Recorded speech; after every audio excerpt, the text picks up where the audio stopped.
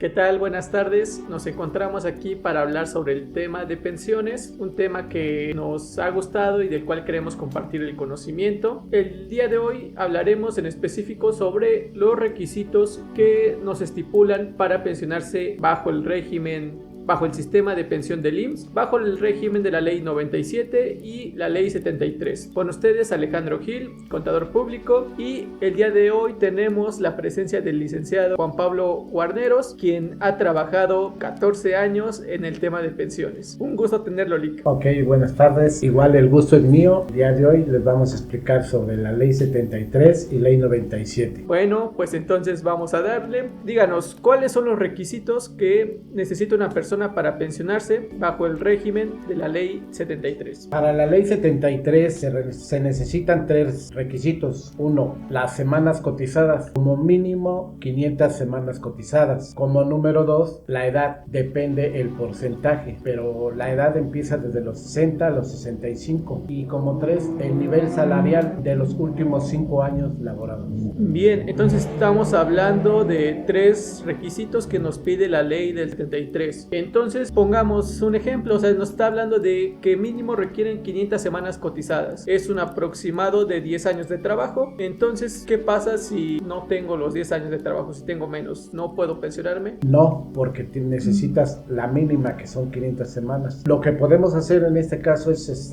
asesorarlo para que la persona que le falten semanas cotizadas, le digamos qué plan se le puede elaborar para que cubra las semanas cotizadas que le falten. En el caso de 500 semanas, pero también puede tener 1000 o más de 1000 semanas cotizadas. Esto es un factor muy importante para el porcentaje que le va a dar el IMSS en su pensión. Entonces quiere decir que entre más semanas cotizadas se tenga, mejor. Es correcto. Hablando de la edad, nos marcó un rango de 60 a 65 años de pensión. ¿En qué me beneficia o en qué me perjudica? ¿Cuál es la diferencia de pensionarme a los 60 y de pensionarme a los 65? Pues es el porcentaje que les da a todos los pensionados de 60 años es del 75%. Si tiene 60 años, a los 61 le da el 80%, a los 62 el 85%, a los 63 el 90%, a los 64 el 95% y a los 65 ya les daría el 100%. Eso es lo que hace la diferencia del salario que le va a dar el IMSS como promedio. Bien, entonces poniendo esto, si yo con los cálculos que me realizan y voy al IMSS y me dice te toca una pensión de 10,000 pesos, pero si yo me pensiono a los 60 años, me estaría tocando el 75% de esos 10,000 pesos. Es correcto. Exacto, y entonces para que me toque el 100% de mi pensión, debo esperarme hasta los 65. Ya depende de la persona, la edad a la que tú te quieras pensionar. Pero entonces si cumplo los requisitos, puedo pensionarme desde los 60. Es correcto. También nos comentaba que un punto es el nivel salarial de los trabajadores. Nos habla de los últimos 5 años. ¿Esto cómo se calcula o en qué me beneficia ese nivel salarial que tenga? Pongo un ejemplo para los 5 últimos años laborados. Un trabajador dejó de laborar hace 10 años, no le va a dar el salario que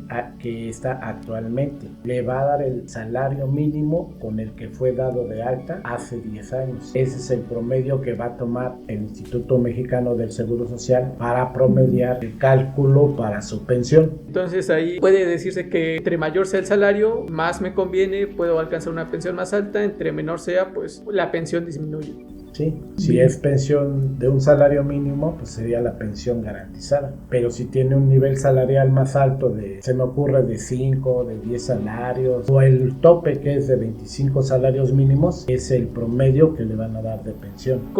Aquí me queda la duda, solamente va a tomar lo de los últimos 5 años, no importa de 5 años para atrás, esos no los toma en cuenta, sino solo los últimos 5 años. Es correcto. Díganos, estos son los 3 requisitos que me pide la Ley del Seguro Social bajo la Ley del 73. Ahora, ¿qué pasa con la Ley del 97? En el caso de la Ley 97, te pide requisitos diferentes. Por ejemplo, es el saldo de tu Afore como número 1, como número 2, las semanas cotizadas. Hasta el día de hoy son 825 semanas cotizadas. Y como número 3, existen 3 modalidades por las cuales se va a pensionar los Ley 97, que es renta vitalicia, retiro programado y pensión mínima garantizada. La cuarta sería la edad edad, que es la que explicamos como Ley 73 también. Usted menciona que, hablando por ejemplo de las semanas cotizadas, hasta hoy son 825. ¿Quiere decir que más adelante van a ser más semanas cotizadas? Ok, muy buena pregunta y es precisamente la que voy a explicar. En la reforma que hubo en el año 2000, 1 de julio del 2000, se modificó que todos los trabajadores en Ley 97 les pedía 1,250 semanas cotizadas antes de esa reforma. Pero con esta reforma empezó en ese año, empezaron con 750 semanas cotizadas. ¿Esto qué quiere decir?